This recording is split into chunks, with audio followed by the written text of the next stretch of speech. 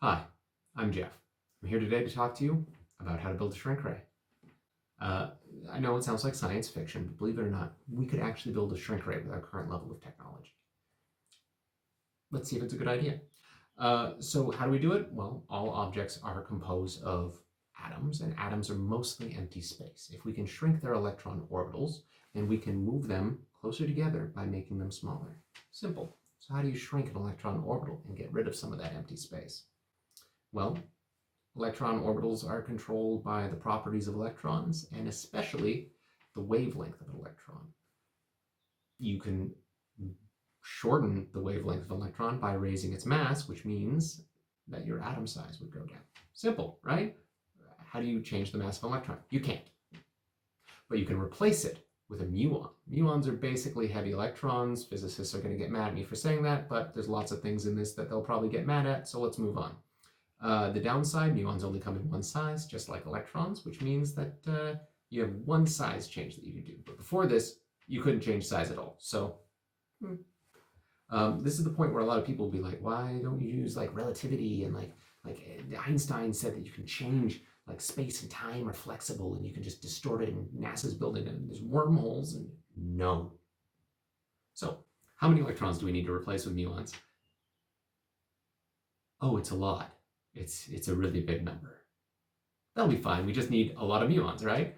And if you do that, then we get one muonic Geoff, because I'm going first. And I'll be tiny and a little bit heavier because all my electrons got a little bit heavier. The downside is we don't have force fields like in Star Trek. So you'll probably get torn apart by the forces of the shrinking. Also, I mean, like all of your atoms are going to go, which means they're not going to be touching each other anymore. So technically, you'd actually also vaporize. And also, all of those atoms are now unhappy with their chemical state, so they probably catch on fire and start reacting really aggressively. So you shrunk, but you're on fire and vaporized.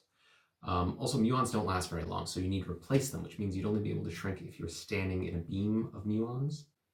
And the heat of that would light you on fire. So that's two kinds of fire, and also you're vaporized. So how much would it cost? This is the real question. This is what everybody cares about. So it takes a certain amount of energy to make a muon. You can make it in a particle accelerator. We're going to make a big beam of them. How much does the beam cost to completely convert me into a muonic Geoff? A lot. Okay, well, that's fine. That's fine. Like I said, it's a problem of scale. So what's the last problem? So electron shells also hold atoms apart. They help repel atoms from each other, stop them from passing through each other, which means if you shrink them, then the nuclei will get closer, and then at room temperature, they'd be able to undergo fusion. Oh. Shrink ray, we did it. We shrunk somebody, and everything's fine, and there's no problems with it whatsoever, right? Everything's fine. Okay, fine. So what would actually happen is I would undergo nuclear fusion, and if it was only my hydrogen that reacted, I would make an explosion large enough to destroy the entire town that I live in. Shrink rays! Yeah, so I would be this big. I would be on 3 kinds of fire. I would explode like an atom bomb, and I would bankrupt the Earth. All in a day's work. Thanks for stopping by.